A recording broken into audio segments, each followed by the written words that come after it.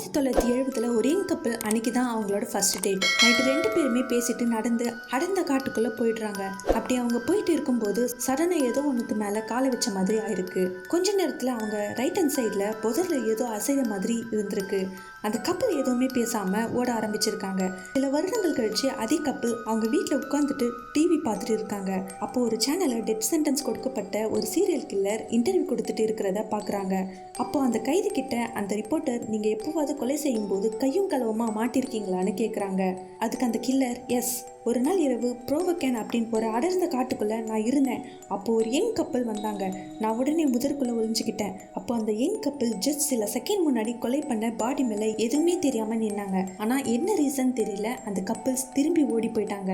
இதை டிவில பார்த்ததுக்கு அப்புறமா தான் இந்த கப்பல்ஸ்க்கு தெரிய வருது, அன்னைக்கு நைட்டு வாக்கிங் போயிட்டு நாம தப்பிச்சு வந்தது வேற யாரும் இல்லை, இந்த உலகத்தோட one of the worst serial killer Ted பண்டி.